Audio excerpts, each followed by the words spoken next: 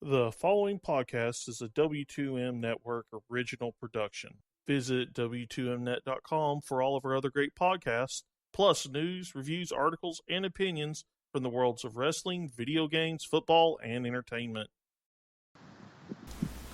Good evening, everybody. Welcome to the latest episode of This Week in the AFL. Alongside my co-host, as always, Eric Watkins. I am Stephen. How are you doing tonight, Eric? I not as good as I could be. I feel a little disappointed after last week's games. Yes, it was just a very bad week for the AFL, and we'll get right into it here.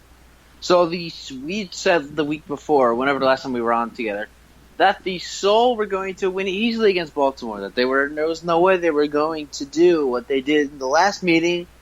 Back on, I remember it was July 15th, I believe, it might have been. They weren't gonna struggle again like they did against Baltimore the last time they met. And we knew we knew that going in. But wow, the Soul just picked the Brigade apart in this one, dominating them on all sides of the ball. Now, we both said it would take a fast start, and we both kind of gamed out the scenarios for a 14-0, 21-0 lead. Yeah. Lo and behold, 14 became 21, and then it was 28, and then you're looking for reasons to change the channel. By then, it's just done. Yeah, it was really bad. They had a 21-0 lead in the first quarter, like Eric predicted, and it was just like, whoa. Are the Brigade going to come back?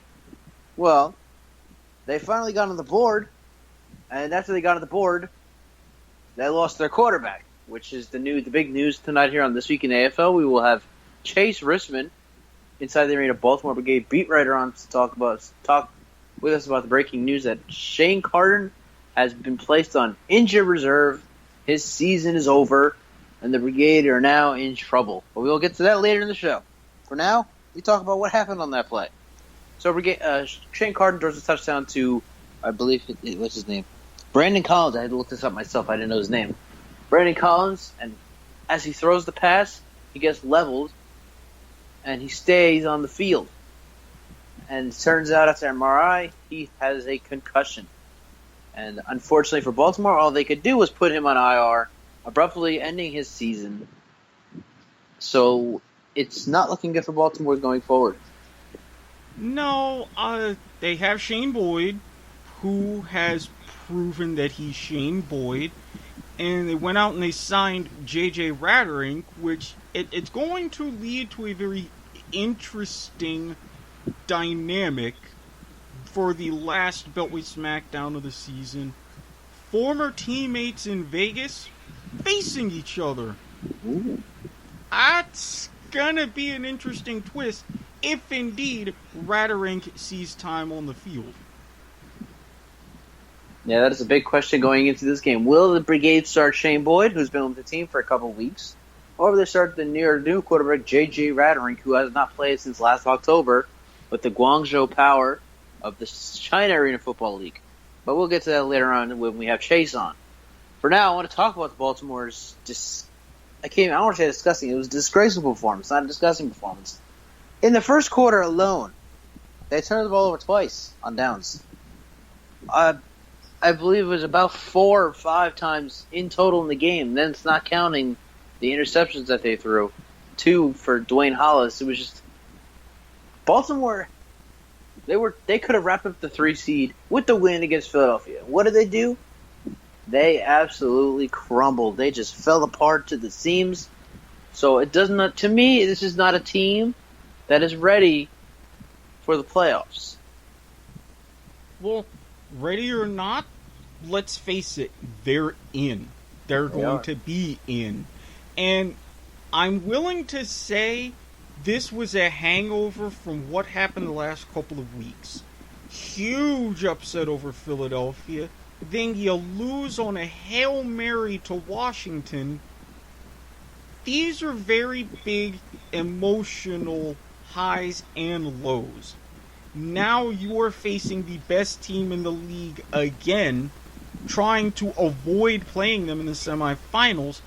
very few teams can even gather the energy to stay close, and I think Baltimore really showed that. Physically, they're capable, but you hit the nail on the head. Mentally, they are not ready. No, especially after that performance, and like you said, they lost to the Valor.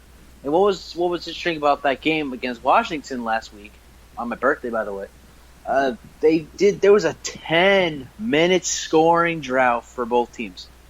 The fact that Baltimore, with the Rookie of the Year quarterback in Shane Carden, could not score in 10 minutes. That says something about this Baltimore team. That is the first sign of struggle right there. Especially when you don't score for 10 minutes. It's bad enough when you don't score for 10 minutes in the Arena Football League. What are you doing against the worst team in the Valor? That's definitely not good for your team. Not a good look. No, and I mean, let's face it. The Valor's defense, while they've had a lot of very credible moments, they're not making any sort of comparisons to the San Jose's or Arizona's or any of the other great all-time defenses in this league. So when you have that much talent, unless we forget, Reggie Gray's been back. Reggie Gray is there. If a Hall of Famer or future Hall of Famer isn't getting the ball against this team, that's a problem. And another thing to look at is a problem against Washington, problem against Philadelphia. Let's face it, no matter if they face Philadelphia again or Tampa Bay, it's going to be an even bigger problem because it's win or go home. Yeah. And we'll talk about this later. I do feel like the Valor, now that Shane Carden is out against for that game on tomorrow night, actually. It's actually tomorrow night in Baltimore. Probably the day up when this podcast goes up for everybody to listen to. The Valor have a much better chance now that Shane Carden's out, but I want to get to that later. In the second and the final segment of the show, we'll get to that. So, are there any final thoughts from you, Eric, on the Baltimore's blowout loss to the Soul? They're going to have to pick themselves up. You don't want to go to Philly on what would be a 3-game losing streak, a potentially humiliating 3-game losing streak. Yeah, you definitely don't want to do that, especially after the last time you played Philadelphia, when they picked you apart on all sides of the ball. What was the final score, Eric? Do you remember? 70-21? 70 points. If I'm not mistaken, season high in the Arena Football League. Mm-hmm. Wow. 49-point win. Biggest win differential in the league this year as well. Mm-hmm. That's just the Soul being Soul, showing that they're defending champions and they're ready to repeat. So that's that. The Soul beat the Brigade 70-21, 49-point win. Disgusting, disgraceful performance by the Brigade, who were that close to a 3 seed and are looking like they'll go to the 4 seed now. But we'll see what happens Friday night in Baltimore. Now we switch over to the other game, which I was saying it was a do-or-die game for the Valor against Cleveland. And like Baltimore, Eric, the Valor just fell apart. They looked okay in the beginning, and you get towards the end of the game, it's like, okay, now it's over. It's over. There's no more coming back from this. It's a done deal. Now, to be fair, the Valor did ever so slightly better than their Beltway rivals. They lost by 1 fewer point, and for a while, that game was reasonably competitive. Then the wheels fell off. Whereas for the Brigade, the wheels never came on to begin with. 1 fewer point. Makes all the difference for the Valor. But they lost by 1 fewer point than the Brigade did. But once again, Shane Brackett struggled. And there was actually a point where the announcers for CBS Sports Network are saying that they're going to bench him for Warren Smith Jr., the Lehigh Valley Steelhawks quarterback and National Arena League MVP. Why they didn't, I don't know, but they should have.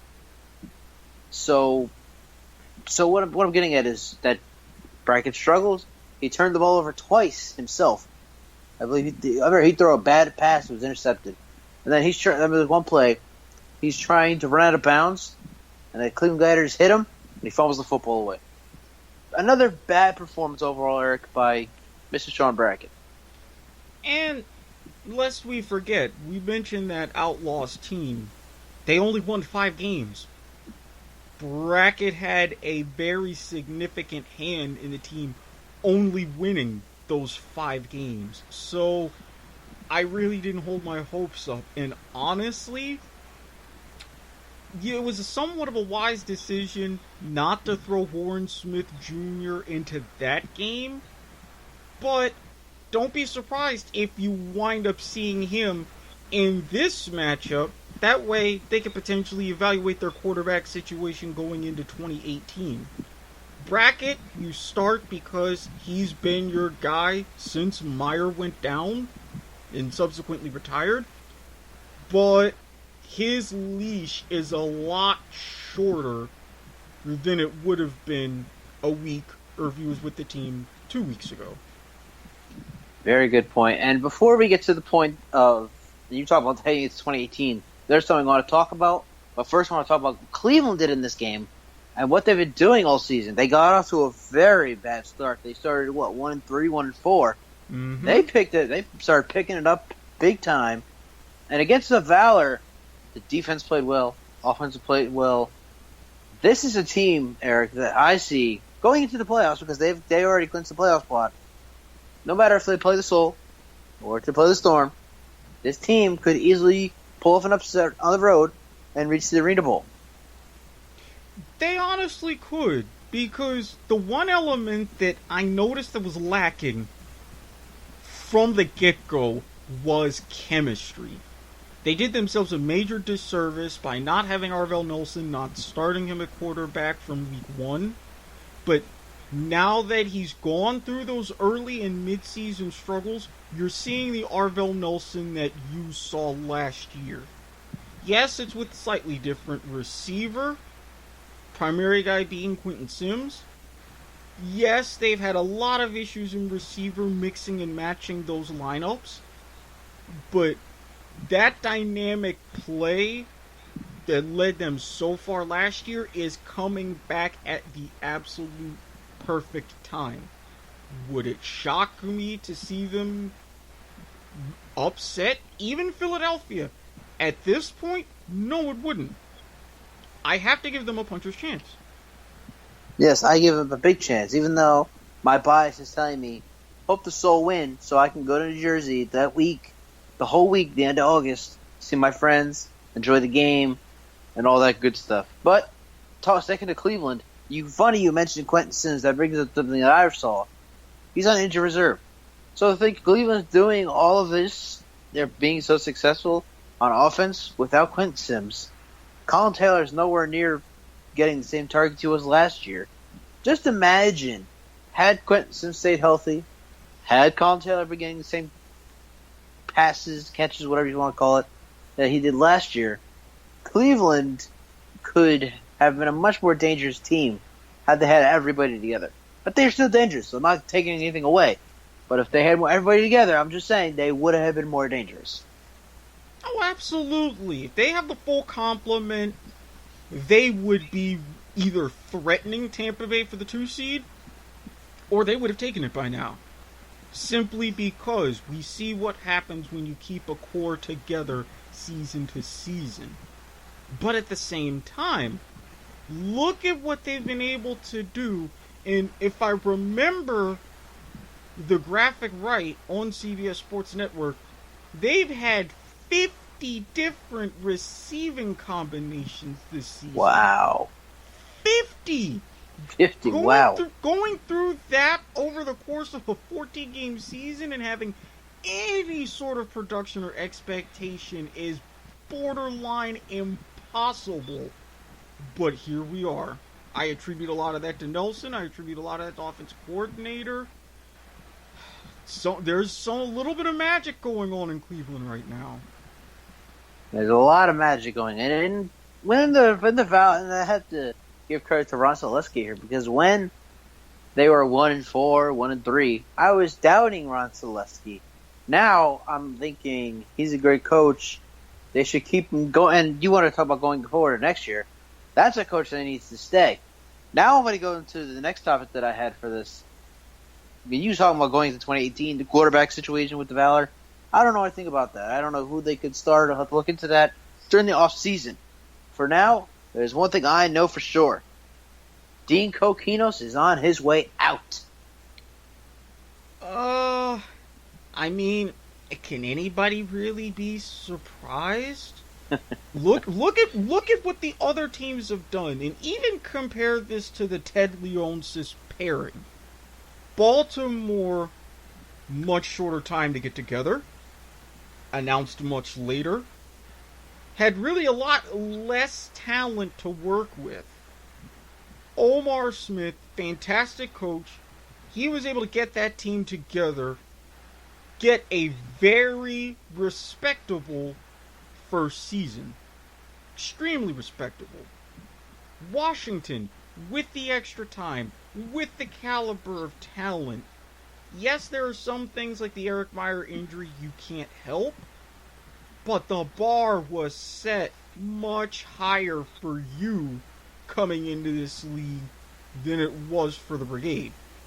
Now, were you expected to beat a Tampa Bay or beat a Philadelphia? On occasion.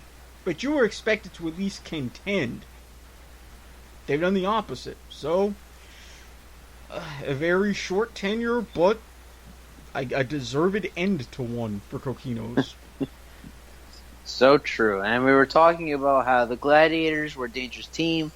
No Quentin Sims, Colin Taylor not as big as a contributor as he was last year when they lost to the Rattlers in the National Conference title game. Oh, I just lost train of thought here. Oh, and we were talking. You had mentioned that they could have beat Tampa for the 2 seed. They definitely could have. Mm-hmm. I go back to week 3. Had they not blown a 27-7 lead in week 3 in Tampa, and they had continued to get better and better and had everybody together, Cleveland definitely would have been my 2 seed in the Arena Football League playoffs. But unfortunately, that's just not how it worked out.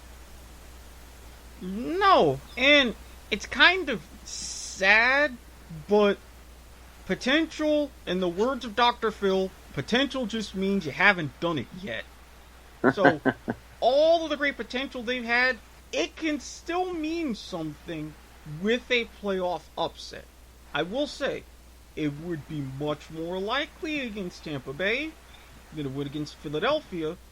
But we got a whole week to go to decide things once and for all, who plays whom. It's going to be fun. I'm hoping this weekend is fun, more exciting than the last, because this tomorrow night's game, Friday night's game, could decide who will play the Storm and who will play the Soul in next weekend's 2 games. Well, the Storm play Monday, the Soul play Saturday, but you get what I'm trying to say. So, any final thoughts on Valor Gladiators? Cleveland did what they had to do. They're in position, but right now, it's out of their hands. They get to sit back and use this week to prepare. I believe, and I really should know this, I run all the recaps and all that.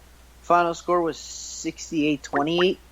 Or 69-28. So it would have been 69-28. Yes. So it would have been more than one fewer point, but still. Well, I was close on that. All right. Coming up next, we bring Chase Risman on to talk Shane Carden breaking news, where the Brigade go from here, and if they could possibly pull off an upset in the playoffs. That is on the other side. You are listening to This Week in the AFL. The following podcast is a Hello to all you Arena League football fans out there. I want to personally welcome you to join us, AFL Fan Zone, every Tuesday night at 8:30 p.m. Eastern Time for a weekly recap of all things AFL. You got stuff to do on the weekends, which means you probably don't have time to sit down and watch every single game every week. That's where AFL Fan Zone comes in. Not only do we break down the week, but we provide you with everything you need to stay up to date with the AFL, including Players of the Week, Power Rankings, and the weekly standings. Best part is, the recap is fully interactive between the viewers and the host. Just search AFL Fan Zone on YouTube and you can find all of our archived videos, including game previews, recaps, and weekly updates. You can also find us on Facebook, Twitter, and at our website at www.aflfanzone.com. AFL Fan Zone, your internet home for the best AFL fans. Hi, I'm Donovan James, and welcome to the Don James High School Football Report, everybody, where we discuss and debate the hottest prep and college football recruiting topics in the country every week. Only here on NGSC Sports, 9:30 Eastern. For more, follow me on Twitter at Don James Sports. It's game time, boys, and we know football. Football the Max is the podcast for you if you want in-depth analysis over the NFL and college football. We preview all the action coming your way over the weekend. And we break down all the big action after it's happened. Plus, we tackle all the big news topics and discuss everything when it comes to the gridiron. So come check out Football to the Max every Tuesday morning and Friday morning on the W2M network. Are you an arena football fan looking for the latest news involving your team? Inside the Arena has you covered. Check us out for the latest news around both the Arena Football League and the Chinese Arena Football League. Read all of our stellar articles at InsideTheArena.org. Also, follow us on Twitter at Inside_Arena and like us on Facebook at Facebook.com/InsideTheArena.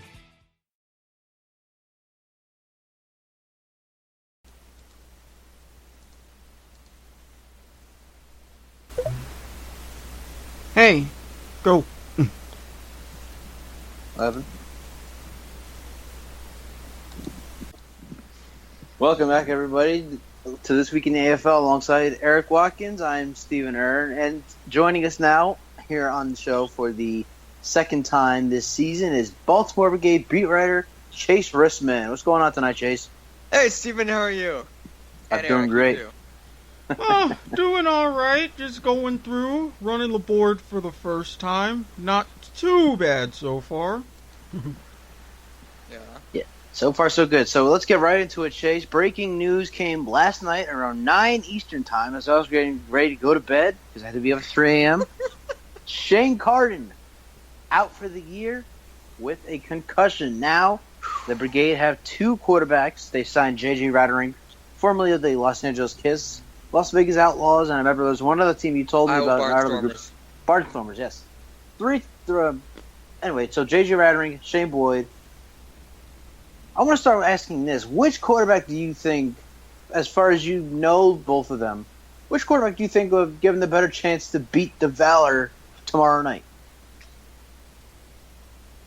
You know, for a minute, I thought you were going to ask me which one would give them a better chance at beating, like, Philly or Tampa. We'll get to that.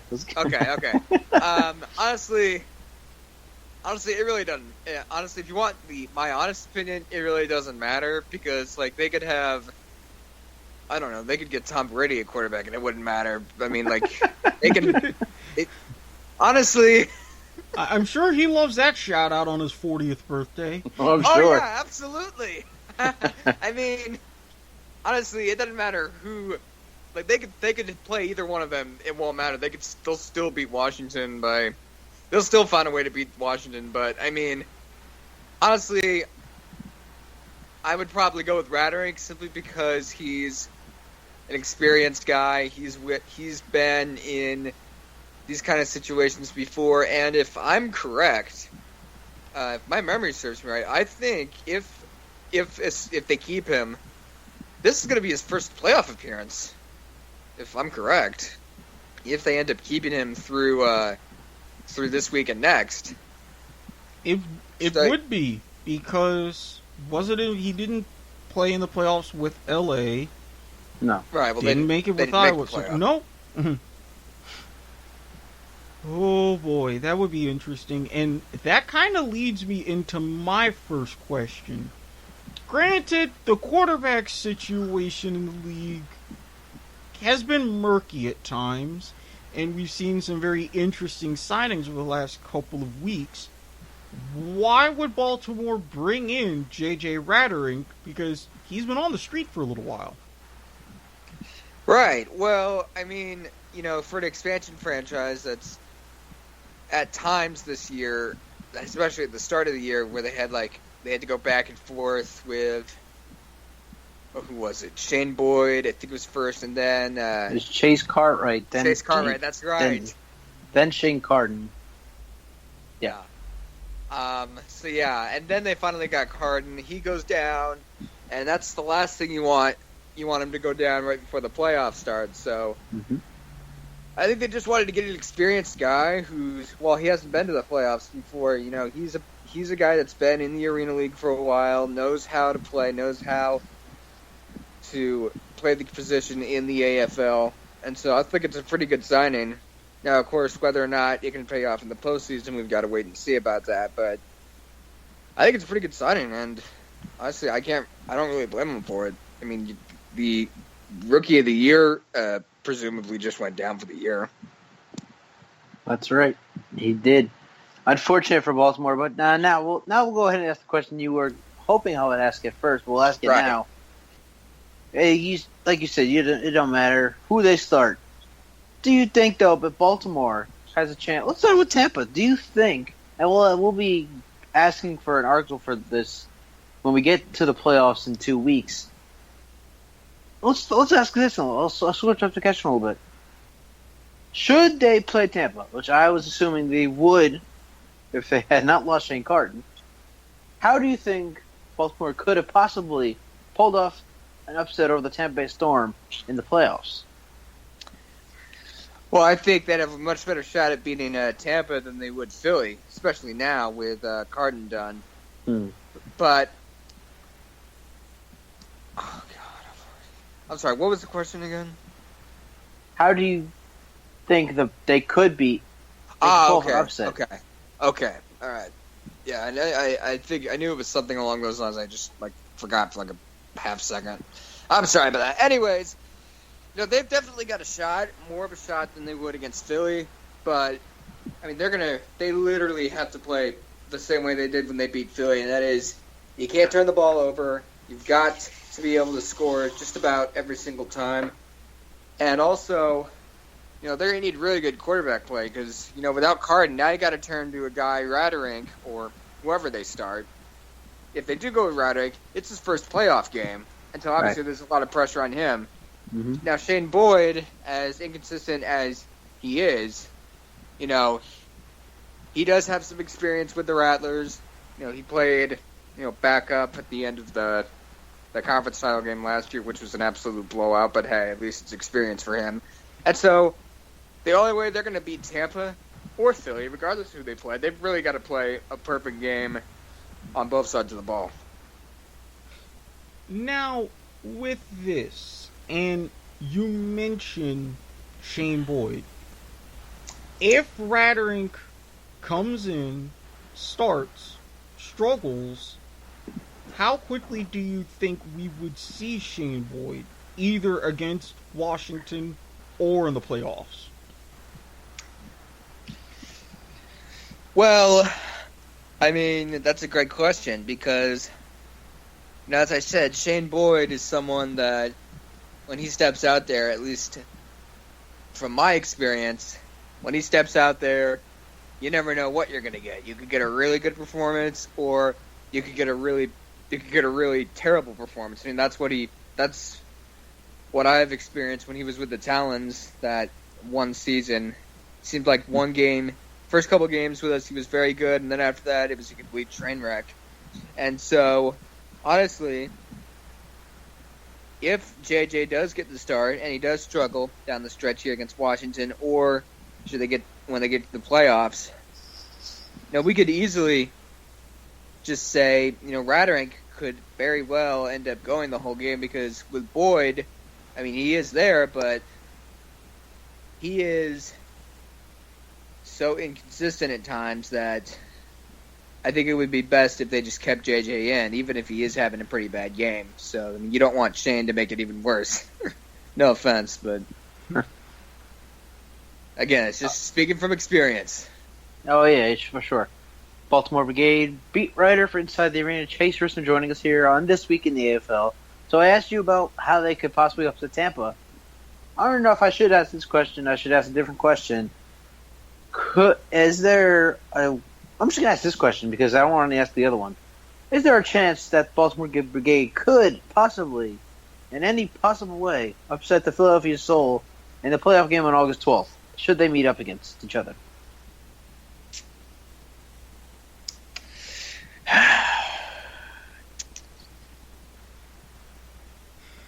August 12th. Okay. Speechless. Yeah, I know. I was thinking to myself, wait, August 12th, like, isn't that the conference title? Oh, wait, that's the first round of the playoffs. Okay, I got confused there. Yeah, so could they do it? I mean, technically, they have a shot. I mean, it's not automatically guaranteed that Philly's going to win, but realistically, no. I'm honestly no Shane, no. You know how when here's a perfect example. You know how when Kawhi Leonard got knocked out and like that was after game 1. It was like there's like no chance they're gonna beat the Warriors. That's literally what's happening here. No Shane Carden, no chance. Now if they play Tampa, maybe, but Philly on the other hand, no. Good enough. And I was going to say, I guess my question was, at this point, could they even keep it close against Philadelphia? But you kind of answered that, so I would ask this. Well, I don't doubt that. I think they could keep it close for a while, but like down the stretch, you know, I think with Radabaugh, McDaniel, and I hope I pronounce it right, Sean Kalinamuku, you know, I think their experience at the end will just be too much for them. So I don't doubt that Baltimore can keep it close. They can definitely do that, but at the end of the day, you know, the Soul will eventually pull away. So, I guess, would you say that this makes it a much easier, arenable path for the Soul? Well, it'd be a lot easier than last year's, for sure. Oh, yeah. I mean, granted, they still got there, but, I mean, that's what happens when you have 3 less teams. But, yeah, I would pretty much say that should Philly... oh, wait, there's one game before the Arena Bowl. I'm sorry. Yeah, I'd say it's pretty much an easy path for them. All they got to do is just take care of Baltimore, and you're basically there. Pretty much it for that. Chase Risman, Baltimore Brigade beat writer for Inside the Arena, joining us here on This Week in the AFL. This might be the last show we see you hear from you this week, this year, this season, whatever you want to call it. So we'll ask you now, and that'll be the end of it for me. Who do you have playing in Arena Bowl 30, and who do you have winning Arena Bowl 30? All right. Before I get to that, let me just say I'm glad you asked that. At the start of the year, I want everyone to know this. I am not ashamed to say this. At the start of the year, I picked the Washington Valor to win Arena Bowl 30. I'm sorry, that's terrible to laugh the Valor like that. Look at how stupid they made me look. See, I don't feel so bad on my island anymore. I am so thankful.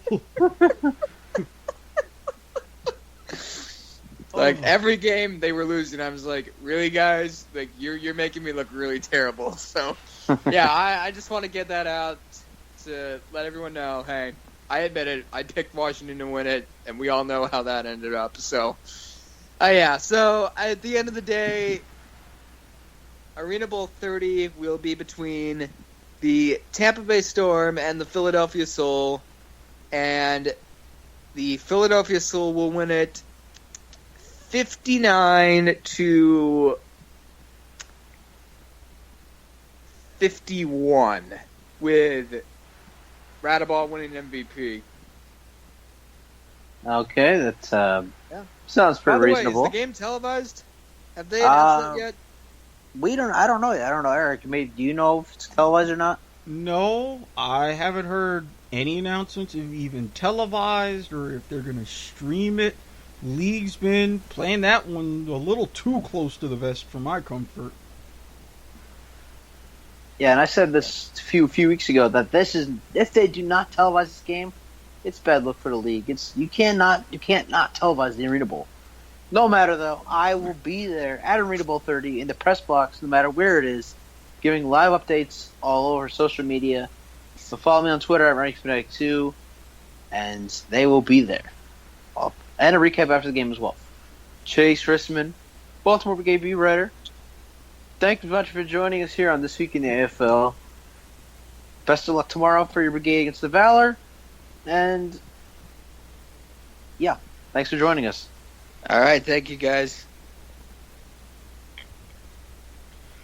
All right. Well, Eric and I will be back to preview next week's.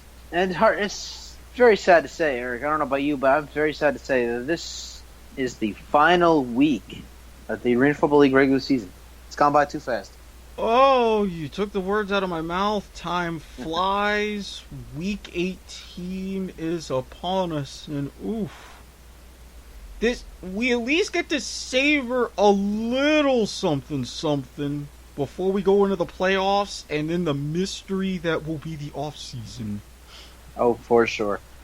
And we will talk about Week 18 on the other side. You are listening to This Week in the AFL.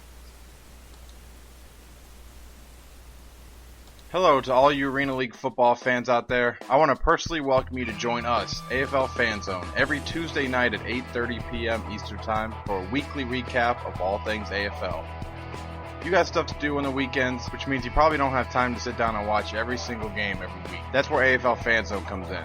Not only do we break down the week, but we provide you with everything you need to stay up to date with the AFL, including Players of the Week, Power Rankings, and the weekly standings. Best part is, the recap is fully interactive between the viewers and the host. Just search AFL Fan Zone on YouTube and you can find all of our archived videos, including game previews, recaps, and weekly updates. You can also find us on Facebook, Twitter, and at our website at www.aflfanzone.com. AFL Fan Zone, your internet home for the best AFL fans. Hi, I'm Donovan James, and welcome to the Don James High School Football Report, everybody, where we discuss and debate the hottest prep and college football recruiting topics in the country every week. Only here on NGSC Sports, 9:30 Eastern. For more, follow me on Twitter at Don James Sports. It's game time, boys, and we know football. Football to the Max is the podcast for you if you want in-depth analysis over the NFL and college football. We preview all the action coming your way over the weekend. And we break down all the big action after it's happened. Plus, we tackle all the big news topics and discuss everything when it comes to the gridiron. So come check out Football to the Max every Tuesday morning and Friday morning on the W2M network. Are you an Arena Football fan looking for the latest news involving your team? Inside the Arena has you covered. Check us out for the latest news around both the Arena Football League and the Chinese Arena Football League. Read all of our stellar articles at InsideTheArena.org. Also, follow us on Twitter at Inside_Arena and like us on Facebook at Facebook.com/InsideTheArena. Welcome back, everybody, to This Week in the AFL. Alongside Eric Watkins, I'm Stephen Err. I want to thank Chase Risman once again for coming on and providing the insight that he did for the Baltimore Brigade. And they will host the Valor tomorrow at the Royal Farms Arena in downtown Baltimore. The kickoff is set for 7 p.m. Eastern Time. The game can be streamed on monumentalsportsnetwork.com. And I said this earlier, Eric, with Shane Carden being out for this game, as well as the rest of the 2017 season, which is now 2 games left for them, I give Washington a much better chance of winning this game than I would have if Carden had stayed healthy and not gotten a concussion and all that. But now that he's out, Washington has a good chance at winning this game Friday night. Well, let's first set the stakes. Baltimore, they have their destiny in their own hands. They win, They're the 3 seed. They go to Tampa Bay. They lose. Then they're the 4 seed. They go to Philly, which shorter week because Tampa Bay plays a couple days later in the playoffs, and you're going up against a team that could potentially go in with what now? 1 loss? That is a frightening prospect. Now, I'm going to give Raderink a little bit of credit. I can't say the same to Shane Boyd because we've seen him this season. We've seen what he did in Cleveland, and I was surprised that Baltimore picked him up to begin with. But Raderink, to me, I hope gets a lot of time, if not just flat out starts, because he still has a little bit of that mobility that we saw in Shane Carden. So there's not going to be a significant drop-off in the Brigade offense as there is with Shane Boyd. Much bigger, stereotypical drop-back passer. So it's going to be interesting who starts. And I'll say that another thing for the Valor. Bracket, drop-back quarterback, inconsistent, and you have the intrigue of outlaw quarterbacks facing each other. Or you can have another version of a duel like we saw with Carden and Nelson if we see Raderink versus Warren Smith Jr. Has he been able to absorb enough in a week so that way he can go out, finish the season strong, and potentially audition for the starting job in 2018? So this is going to be the intrigue game. A very good Beltway smackdown to finish the season. So I guess you just answered my question. I know we asked Chase this when he was on. Who he would rather have start for the Brigade tomorrow, Friday night in Baltimore. And it appears that you and him said the same thing. J.J. Raderink would be the better choice over Shane Boyd. Just because of the way they both played. And you say that you compared Raderink's play to Shane Carden, and I kind of can agree with you on that based on what I know about Raderink. Both of them played in the China Arena Football League, and when I think of both of them, I think of them as the same. I believe that Shane Carden played in the CFL. I'm pretty sure on that, but anyway. I can remember watching those games at 2, 3 o'clock in the morning and seeing the same type of playing style for both players. So I'm with you both there. I'm starting J.J. Raderink over Shane Boyd because Shane Boyd was so bad. He started in 1 game and got benched the next week, and he started week 1, benched week 2. Absolutely, and what I saw out of Carden and what I've seen out of Raderink, I've seen going back to his Barnstormer days. Now, granted, he may have lost a half step in those few years, but he can still run around and move the pocket. With Boyd, still tentative, still somewhat statuesque, and still playing like a backup quarterback. I mean, let's face it, if you're benched in favor of a Tanner Marsh, that, no disrespect to Marsh, but that's still saying something. Yeah, it sure is. So we're all in agreement here that J.J. Raderink should start. It probably will be Shane Boyd because he's played more this season than Raderink has, but we'll see. Baltimore, Valor, Friday night, 7 p.m. Eastern, MonumentalSportsNetwork.com. This is very interesting. Kind of funny in a way. I wanted to compare this to the Lion King in a way. Now that Shane Carden season's over, the Valor have a better chance of winning. And this is kind of like moving from Mufasa as the king to having Scar as the king. Things are just not going to go well for Baltimore. I believe either way, even if they do start Raderink, I just don't think Baltimore is going to have a good game on Friday night in Baltimore against the Valor. And it's kind of like I just said, Mufasa being king would be Shane Carden starting, they do well, but instead they have Scar as their king. Things are just not going to go as well as they hope. And the funny thing is, when we're looking at sample size and what we've seen from these two teams, we have quite a bit. I just go back and look at a Hail Mary costing me a steak dinner. and in total in that game, there were 64 points between the two of them. And we've just seen two teams, one hang 70, one get right up to the doorstep of 70. I think this is going to be another one of those games. So we might see another 5, 8, 10, 12-minute scoring drought in this one. So, get your seats and plan your trips to the concession stand accordingly. I hope Royal Farms Arena has some good food. I really hope it's not. I hope you're wrong on that. Just like you were wrong on the Valor. And I did agree with you that the Valor would lose every game. Unfortunately, the Hail Marys sometimes are successful, and that ruins plans for everybody. But I'm hoping it's not a 12-minute drought like you're saying, because that would not be exciting at all to watch at all. And, yeah, it would not be a good time for people at the Royal Farms Arena watching this game. But there is one thing that I feel, and I really don't think it's going to happen either way. There's one thing that the Baltimore Brigade must do to win this game against Washington. Reggie Gray needs to have the game of his life. He is the team now. Shane Carden's gone. He is the man in Baltimore. If he does not do well, that's it. Game over. You're absolutely right. And if I'm the Valor defense, I go old school. There's a bit of a story. Great Hall of Fame coach Vince Lombardi.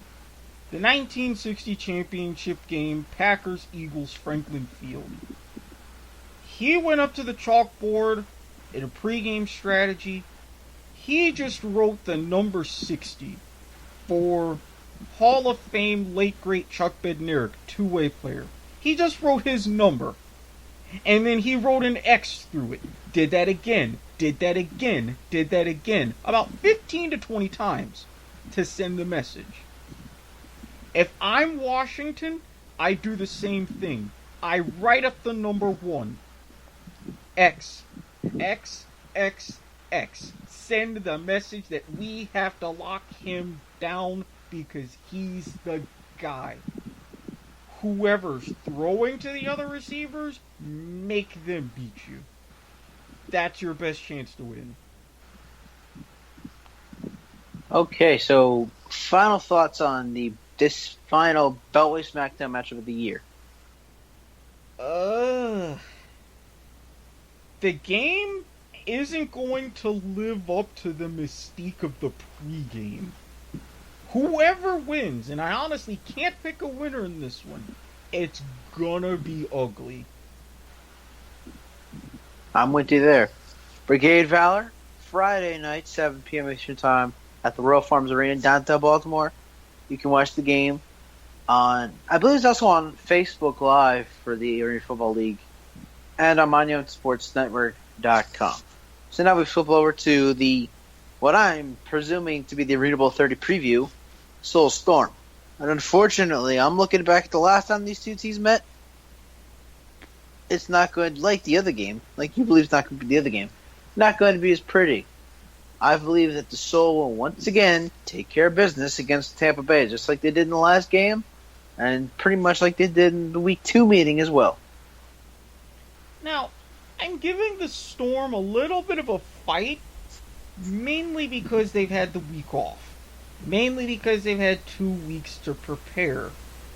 But at the same time, I don't necessarily think it's going to be ugly.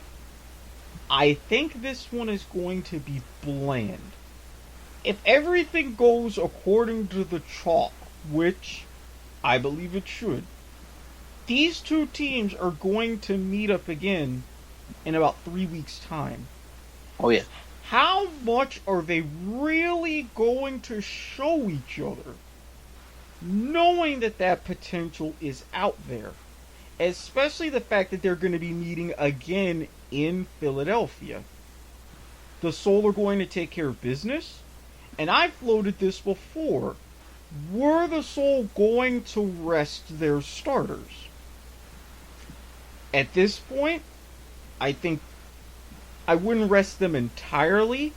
I would give them maybe a half or so and then bring some backups in, get them some reps because everything's locked up. And honestly, if I'm the Storm, I do the same. They've got the 2 seeds sewn up. This game is really irrelevant, unfortunately. So, you're not going to see a whole lot of big plays, and I really think once Joe Hills, he gets that touchdown grab and extends his streak, his night's going to be done. Yeah, if I'm the Soul, I'm not starting my guys the whole game. Just like you said, everything's locked up. They got the 1 seed. They got the home field advantage. What else do they need to prove? That they could sweep the Storm? It doesn't matter if they do or not. They finished with 3 losses, or 2 losses it would be. Doesn't matter. So I would start them for 3 quarters, and if it's a blowout at halftime, then rest them at halftime. If it's a close game at halftime, rest them after 3, whatever the case may be. But I'm with you. At some point, Clint Odell needs to rest all of his starters in this game against Tampa Bay. And there is one thing taking away from the other 2 games, there is only one thing really different, if I'm not mistaken, in this game than there is from the other 2 meetings with the 2 teams. The Storm had a week off. They had time to practice for the Soul, to get ready for them. Even that, I don't think will make a difference.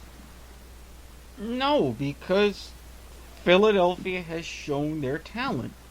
Now, Tampa Bay's defense, it's not 100% the healthiest. Now, granted, neither is Philadelphia's, but they've shown, without key guys like Cortez Stubbs, they can be pretty underwhelming. And you can't afford to be underwhelming against this Philadelphia team. Especially if they, to rest their guys after halftime, they're going to want to get off to another fast start. It wouldn't be as dramatic as we saw this week, but still, 21-7, 35-14, something along those lines, they can just go ahead and pack it in. And if that's what they decide they want to do, that's how Dalzell wants to play it, how can you really stop it? Yeah, I mean, and it's funny because I think of Clint Dalzell as the Nick Saban or the Bill Belichick of the Arena Football League. Bill Belichick is the one that doesn't believe on resting his starters, so maybe Clint Dalzell thinks like him and thinks, well, I want to rest him. If we're beating the Storm, I want to beat him down until the end. So maybe he won't rest him. But it would be smart to rest him in case, knock on wood, in case one of the major key players get injured, especially somebody like Dan Radaball. Knock on wood again. Yeah, you can't afford to lose the Red Rocket if you're the Soul. Not now. Now, it would create kind of a tricky situation because you have a bye week after the semifinal. But that's why you can play them, just not the whole game. Then you go into that semifinal still with rhythm, still at home, especially since you're playing on a Saturday again. And then you sit back following Monday, which I find is another quirk in the schedule. You see how Tampa Bay does, and then you have a whole 12 days to sit at home, prepare to win yourself another championship. Okay, so our final question here, final topic of the night. Brigade and the Gladiators are fighting for the 3-4 seed. I'm going to start by talking about this. I would rather the Gladiators get the 3 seed because, like I said, my bias wants me to go to Jersey for the Arena Bowl, to go from Jersey to Philadelphia for the Arena Bowl, whatever have you. So I would want Cleveland to go to Tampa because Baltimore would be a better matchup for the Soul, be easier to win for them. But I do have a feeling that Baltimore will head to Tampa and Cleveland will head to Philadelphia for the playoffs. How do you feel? How do you see this playing out? I see Baltimore winning because simply because they're at home. Because I think when they lost against Washington, that was at the Verizon Center. So they win. They get the 3 seed. I see Cleveland scaring Philadelphia. Very much. But I see the Soul winning. Because with everything that's good with Cleveland, with how well they're played to close the regular season, and the fact that they are on a bye, huge benefit for them. Look at their history in the playoffs. It could be primed to where they could pull off an upset, but this is a team that struggles to get ready in these elimination situations. I think that struggle will be evident, not early, but come the fourth quarter, they just crumble. Philadelphia goes on. Tampa Bay, they dispatch Baltimore. They've seen Shane Boyd already with this in this season with Cleveland. They know how to game plan against him. They can deal with Radderink. So, my prediction from the beginning of this season will be right. Tampa Bay, Philadelphia. It'll just be in a different city. All right, I want to stop you right there, Eric, because that is topic for our week of Arena Bowl 30, Road to Arena Bowl 30, starting August 21st. We will record a whole week, 4 episodes leading up to the game, and then, only then, I will ask you for your Arena Bowl 30 champion. But until then, we are done here for the night because there's NFL football on for the first time since Super Bowl 41, and I want to go watch it. So, I want to thank Chase Chris for joining us here in This Week in the AFL. Actually, this week I want to thank Eric, for producing this podcast because Sean has other obligations. So props to you for recording this podcast as well as being my co-host all season long. It's been fun. We still have a couple shows left. I am Stephen Enjoy the final week of the Arena Football League regular season. And when we come back next week, we will have our playoff matchups and we'll be ready to talk about them. Until then, we'll see you later, everybody. Peace. The following podcast is a W2M Network original production.